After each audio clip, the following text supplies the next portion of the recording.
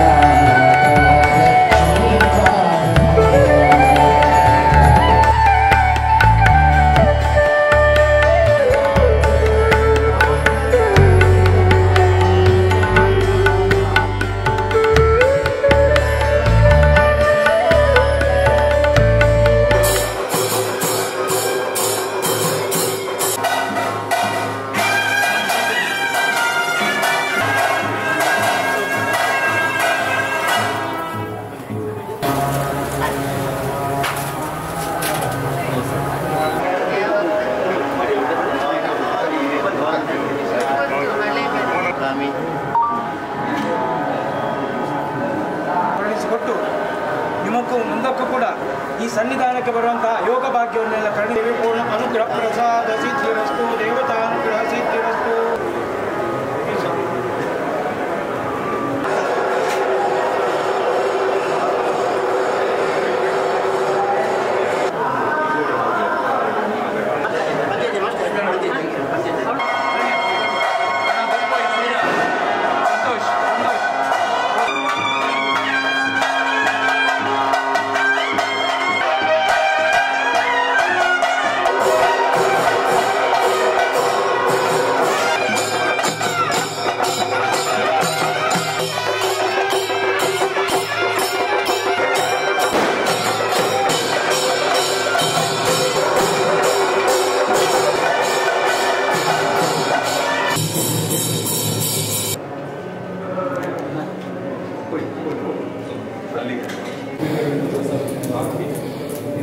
ಸ್ಥಾಪನೆಯಾಗಿದೆ. ಬೇಜವಾರ ದೊಡ್ಡ ಶ್ರೀಗಳಿರುವ ಹೋಗುವ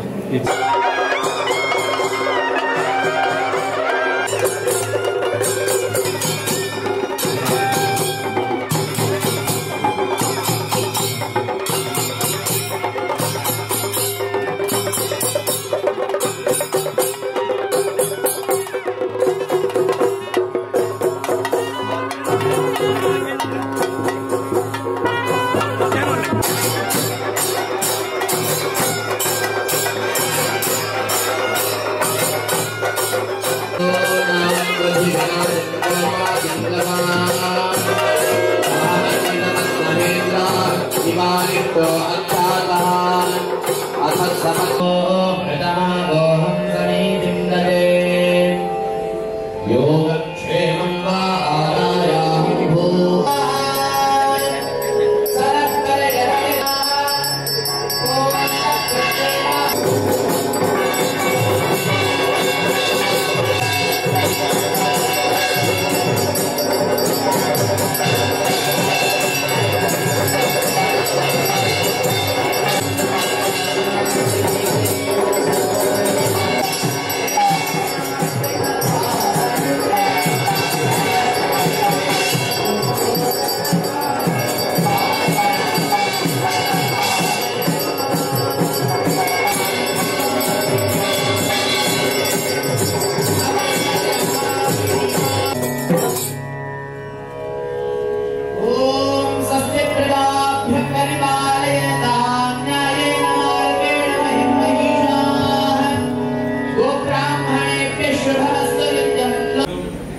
ಅತಿಥಿ ಗಣ್ಯರ ಅಭ್ಯಾಗತರ ಸಮಕ್ಷಮದಲ್ಲಿ ಮಂಗಳ ಗೌರಿಯನ್ನು ಎಲ್ಲರೂ ಕೂಡ ಒಟ್ಟಾಗಿಟ್ಟುಕೊಂಡು ಶ್ರದ್ಧೆಯಿಂದ ಪ್ರಾರ್ಥನೆ ಮಾಡಿಕೊಳ್ಳುವಂತಹದ್ದು. ಅನಾದಿ ಕಾಲದಿಂದಲೂ ಕೂಡ ಈ ಮಣ್ಣಿನಲ್ಲಿ ವಿಶೇಷವಾಗಿ ಮಂಗಳವಾರದ ದಿವಸದಂದು ದೇವಿಯನ್ನು ಆರಾಧನೆ ಮಾಡಿಕೊಂಡು ಬಂದಂತಹ ಪರಂಪರೆ ನಮ್ಮದು. ಅಂತಹ ಪರಂಪರೆಯಲ್ಲಿ ಇವತ್ತು ನಮಗೆ ದೇವರು ಒದಗಿಸಿಕೊಟ್ಟ ದೊಡ್ಡ ಒಂದು ಭಾಗ್ಯ, ದೇವರ ಕ್ಷೇತ್ರವನ್ನು ಪುನಃ ಜೀರ್ಣೋದ್ಧಾರ ಮಾಡುವಂತಹ ಯೋಗ ನಮಗೆ ಒದಗಿಸಿಕೊಟ್ಟಿದ್ದಾರೆ. ಪ್ರಾರ್ಥನಾ ಸಮರ್ಪಯಾಮಿ. ಗೋವಿಂದ ಹರಿ ಗೋವಿಂದ.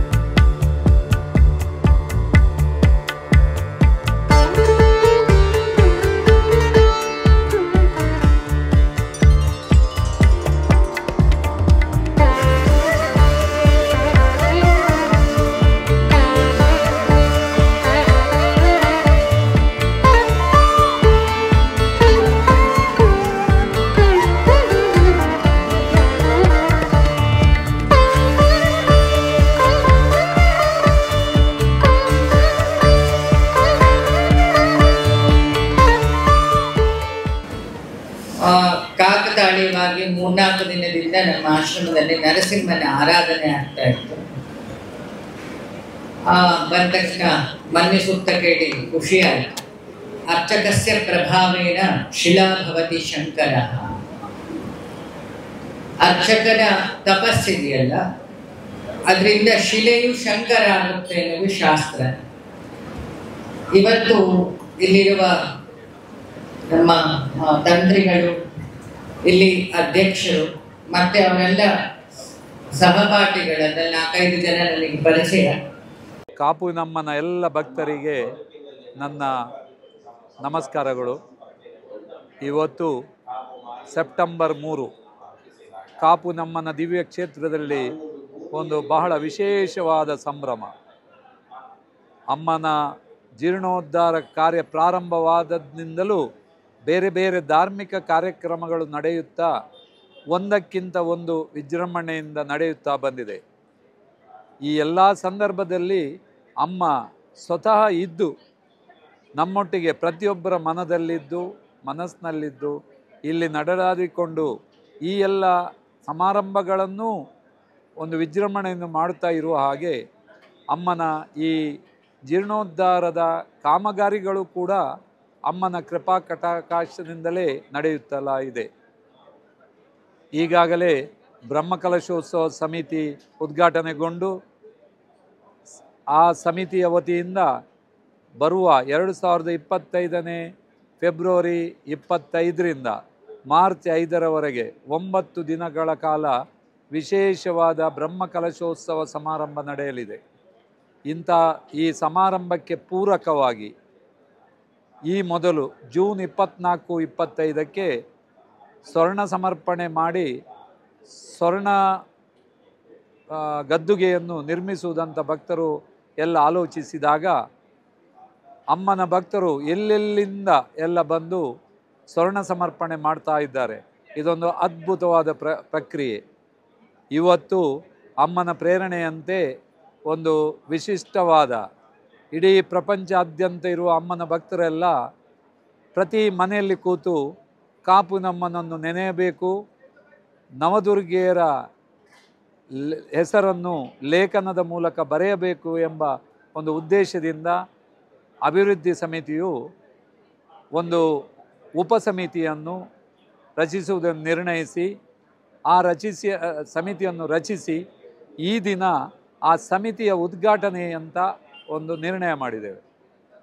ಈ ಸಂದರ್ಭದಲ್ಲಿ ಅಮ್ಮ ಕೊಟ್ಟ ಪ್ರೇರಣೆ, ಈ ಸಮಿತಿಯನ್ನು ನೀವು ಮಂಗಳಗೌರಿ ಪೂಜೆಯ ಮುಖೇನ ನೀವು ಉದ್ಘಾಟನೆ ಮಾಡಿ, ಅದರಿಂದ ನಾನು ಆ 9 ಜನರ ಒಟ್ಟಿಗೆ ಕನಿಷ್ಠ 11,111 ಜನರಂತೆ ಕನಿಷ್ಠ 27 ದಿನದೊಳಗಡೆ ನಾನು ಹೆಸರು ನೋಂದಾಯಿಸುವಂತೆ ಮಾಡುತ್ತೇನೆ ಅಂತ ಒಂದು ಪ್ರೇರಣೆ ಆಗಿದೆ. ಈಗ ಇದರಲ್ಲಿ ಭಕ್ತರ ಕೆಲಸ ಇಷ್ಟೇ, ನಮ್ಮ ಮನೆಯಲ್ಲಿ ನಮ್ಮ ಹೆಸರು, ನಮ್ಮ ಸಂಸಾರದ ಹೆಸರು ಎಲ್ಲರನ್ನೂ ನೋಂದಾಯಿಸಿಕೊಂಡು 199 ರೂಪಾಯಿ ಕೊಟ್ಟು ಹೆಸರನ್ನು ನೋಂದಾಯಿಸುವುದು ಒಂದೇ ನಿಮ್ಮ ಕೆಲಸ. ಈ ನೋಂದಾವಣೆಯು ಈ ದಿನದಿಂದ ಹಿಡಿದು ಅಕ್ಟೋಬರ್ 28ರವರೆಗೆ ಸತತವಾಗಿ ನಡೆಯಲಿದೆ. ಅಲ್ಲದೆ ಎಲ್ಲ ಕಡೆ ಉಡುಪಿ ಮತ್ತು ಮಂಗಳೂರು ಜಿಲ್ಲೆಗಳಲ್ಲಿ ಪ್ರತಿ ಮನೆಗೂ ತಲುಪುವಂತೆ ಇದರ ಪ್ರಚಾರವನ್ನು ನಮ್ಮ ಈ ಸಮಿತಿಯು ಮಾಡಲಿಕ್ಕಿದೆ.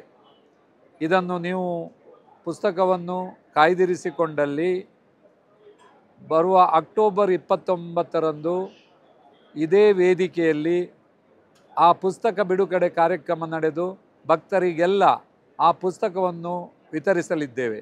ಆ ಪುಸ್ತಕವು ಈ ವೇದಿಕೆಯಲ್ಲಿ ವಾಗೀಶ್ವರಿ ಪೂಜೆಗೆ ಒಳಪಟ್ಟು ನಿಮ್ಮ ಕೈ ಸೇರಲಿದೆ.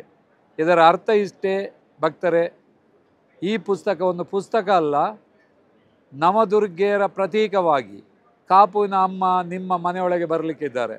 ನಿಮ್ಮ ಮನೆಯೊಳಗೆ ಬಂದು ನಮ್ಮ ತಂತ್ರಿಗಳು ಕೊಟ್ಟ ಒಂದು ನಿರ್ದೇಶನದಂತೆ ಭಕ್ತಿಯಿಂದ ದೀಪ ಹಚ್ಚಿ ಪ್ರಾಣಾಯಾಮ, ಧ್ಯಾನ ಈ ರೀತಿಯಾಗಿ ಅದನ್ನು ಮಾಡುತ್ತಾ ಒಂದು ಹಿಂಡಿ ಅಕ್ಕಿಯನ್ನು ತೆಗೆದು ಸನ್ನಿಧಾನದಲ್ಲೇ ಬಂದ ಒಂದು ಚೀಲಕ್ಕೆ ಹಾಕಿ ಅಮ್ಮನ ನವದುರ್ಗಾ ಲೇಖನ ಪುಸ್ತಕ, ಸನ್ನಿಧಾನದಿಂದ ಬಂದಂಥ ಪುಸ್ತಕದಲ್ಲಿ 9 ಸಲ ನವದುರ್ಗೆಯರನ್ನ ಹೆಸರನ್ನು ನಮೂದಿಸಿ ಕೊನೆಯಲ್ಲಿ ಕಾಪುನಮ್ಮನಿಗೆ ಸಮರ್ಪಣೆ ಅಂತ ಬರಿಬೇಕು.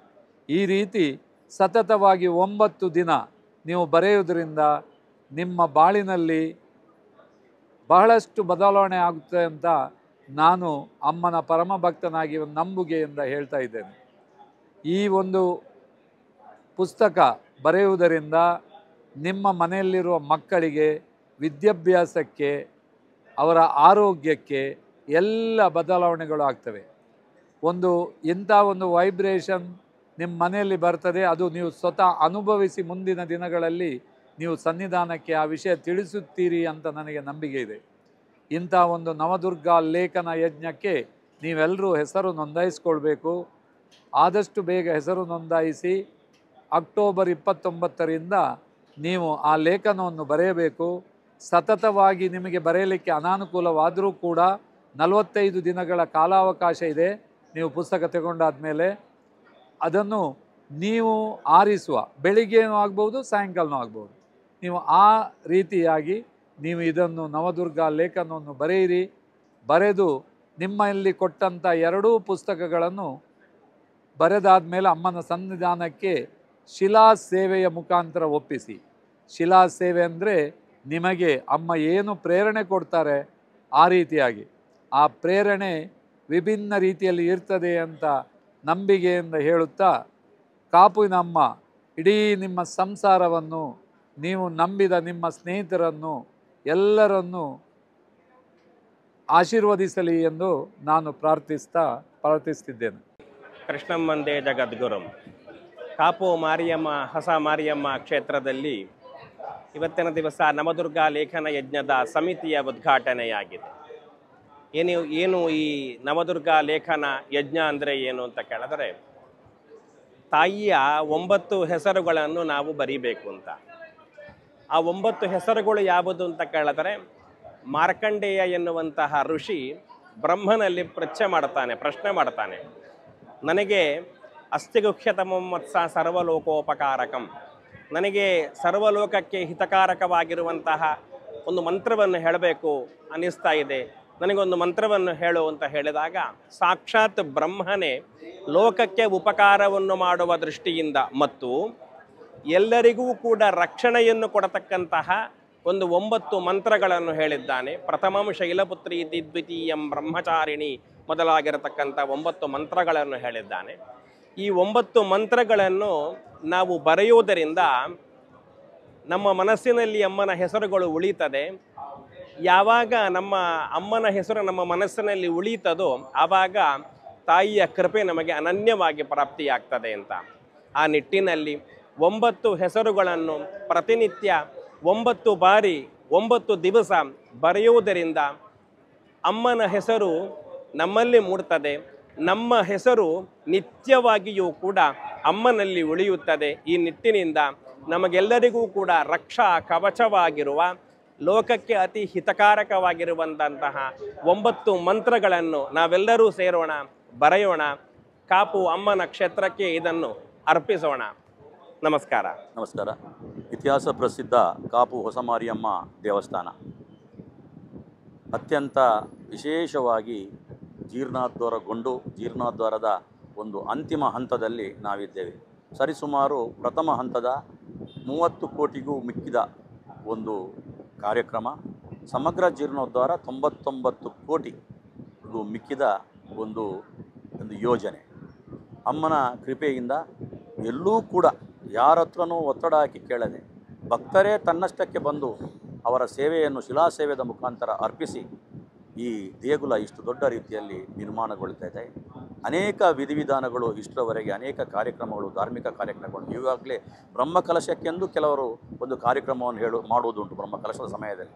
ಇದರಲ್ಲಿ ಈ ದೇವಸ್ಥಾನದಲ್ಲಿ ಒಂದು ವಿಶೇಷ ಅಂದರೆ ಬ್ರಹ್ಮಕಲಶ ಆಗುವುದಕ್ಕಂತ ಮುಂಚೆಯೇ ಹಲವಾರು ವರ್ಷದಿಂದ ಹಲವಾರು ಕಾರ್ಯಕ್ರಮಗಳು, ಶಿಲಾಪುಷ್ಪ ಸಮರ್ಪಣೆ ಇರ್ಬೋದು, ಸ್ವರ್ಣ ಗದ್ದುಗೆಯ ಕಾರ್ಯಕ್ರಮ ಇರ್ಬೋದು, ಸಾಮೂಹಿಕ ಕುಂಕುಮಾರ್ಚನೆಯ ಕಾರ್ಯಕ್ರಮ ಇರ್ಬೋದು, ಅನೇಕ ಇವತ್ತು ನಾವು ಏನು ನವದುರ್ಗಾ ಲೇಖನ ಯಜ್ಞ ಒಂದು ಬರೀಬೇಕು, 99,999 ಜನ ಇದನ್ನು ಬರೀಬೇಕು ಎಂಬ ಸಂಕಲ್ಪ ಮಾಡಿಕೊಂಡು ಅದರ ಬಗ್ಗೆ ಇವತ್ತು ಸಮಿತಿಯನ್ನು ಕೂಡ ಉದ್ಘಾಟಿಸಲಾಗಿದೆ. ಅದರ ಬಗ್ಗೆ ವೆಬ್ಸೈಟಲ್ಲಿ ಎಲ್ಲ ನಮ್ಮ ಮಾಹಿತಿಗಳು ಇವೆ. ವಿಶೇಷವಾಗಿ ಇವತ್ತು ಆ ಸಮಿತಿ ಉದ್ಘಾಟನೆಗೊಂಡಿದೆ. ಇನ್ನು ಮುಂದಿನ ದಿನಗಳಲ್ಲಿ ಬರುವ ಮಾರ್ಚಿಗೆ 2ಕ್ಕೆ ಪ್ರತಿಷ್ಠೆ, 5 ತಾರೀಕಿಗೆ ಬ್ರಹ್ಮಕಲಶ, ಫೆಬ್ರವರಿ 25ರಿಂದಲೇ ಒಟ್ಟಾರೆಯಾಗಿ 9 ದಿವಸದ ಒಂದು ಕಾರ್ಯಕ್ರಮ. ಅದು ಕೂಡ ನಾವು ಬ್ರಹ್ಮಕಲಶದ ಅಧ್ಯಕ್ಷರಾಗಿ ಬಂಜಾರ ಪ್ರಕಾಶ್ ಶೆಟ್ಟರು, ಗೋಲ್ಡ್ ಬೀಚ್ನ ಪ್ರಕಾಶ್ ಶೆಟ್ಟರು ಅದರ ಜವಾಬ್ದಾರಿಯನ್ನು ಹೊತ್ತುಕೊಂಡಿದ್ದಾರೆ. ಹಾಗೂ ಜೀರ್ಣೋದ್ಧಾರದ ಸಮಿತಿಯ ಅಭಿವೃದ್ಧಿ ಸಮಿತಿಯ ಅಧ್ಯಕ್ಷರಾಗಿ ವಾಸುದೇವ್ ಶೆಟ್ಟರಿದ್ದಾರೆ. ಈಗ ಯಜ್ಞ ಸಮಿತಿಯದ್ದು ಮಾಜಿ ಶಾಸಕರಾದ ರಘುಪತಿ ಭಟ್ರು ಅದರ ಅಧ್ಯಕ್ಷತೆಯನ್ನು ವಹಿಸಿದ್ದಾರೆ. ನಾನು ಕೂಡ ಅದರಲ್ಲಿ ಪ್ರಧಾನ ಕಾರ್ಯದರ್ಶಿಯಾಗಿ ಸೇವೆ ಮಾಡ್ತಾ ಇದ್ದೇನೆ. ಎಲ್ಲರೂ ಯಾರು ನಾವು ಮಾಡುವಂಥದ್ದಲ್ಲ, ಅಮ್ಮ ಮಾಡಿಸ್ತಾ ಇದ್ದಾರೆ ಎಲ್ಲರ ಹತ್ರ ಈ ಕೆಲಸವನ್ನು. ತಾವೆಲ್ಲರೂ ಭಕ್ತಾದಿಗಳಲ್ಲಿ ನಮ್ಮ ವಿನಂತಿ ಏನಂದರೆ, ತಾವೆಲ್ಲರೂ ಈ ನವದುರ್ಗಾ ಲೇಖನ ಯಜ್ಞವನ್ನು ಬರೀಬೇಕು. ಮನೆಯಲ್ಲಿ ಮಕ್ಕಳು ಬರೀಬೇಕು, ಹಿರಿಯರು ಬರೀಬೇಕು, ಯುವಕರು ಬರೀಬೇಕು.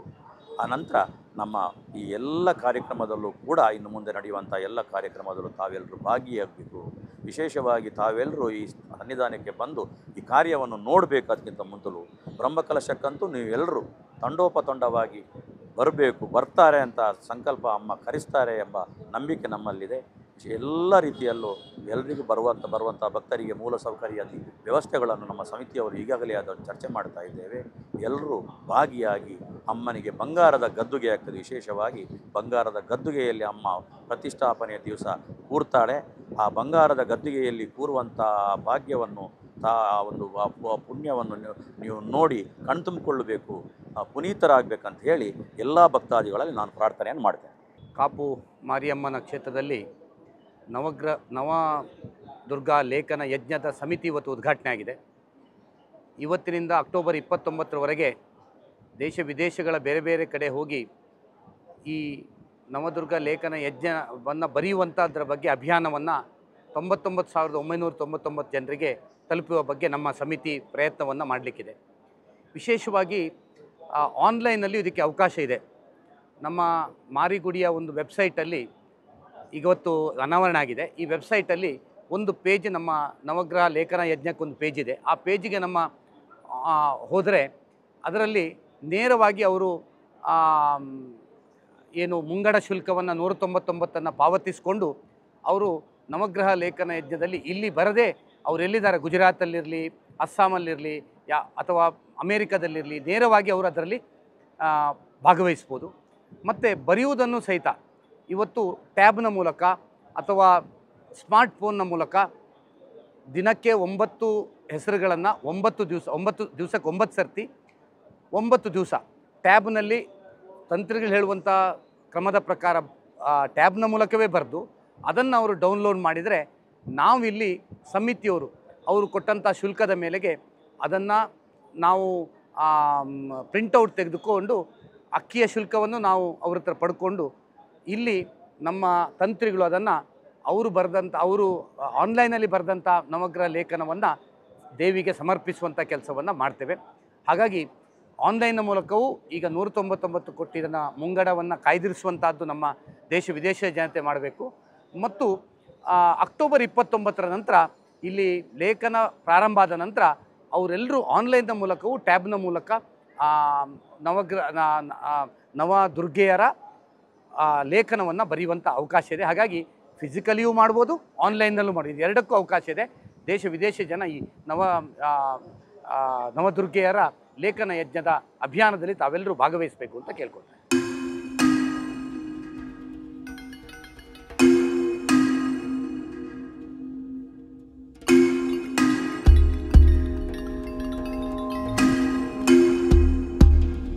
ಕಾಪು ದಪ್ಪೆಗೆ ಜಗತ್ತಿನ ಮಾತ ಭಕ್ತರುಳ್ಳೇರು ಆ ಮಾತ ಭಕ್ತರಿಗೆ ಇನಿತ ದಿನ ಇಡೇ ಬರ್ರೆಗಾಜಿ ಸೊ ಶಟರ್ ಬಾಕ್ಸ್ ಯೂಟ್ಯೂಬ್ ಚಾನಲ್ದ ಮುಖಾಂತರ ಎಂಗ್ಲಾಗಲೆಗ್ ಈ ಒಂದು ಪೊರ್ಲುದ ಕಾರ್ಯಕ್ರಮವನ್ನು ತೋಜರೆ ಪ್ರಯತ್ನ ಮಲ್ತೊಂದಿಲ್ಲ.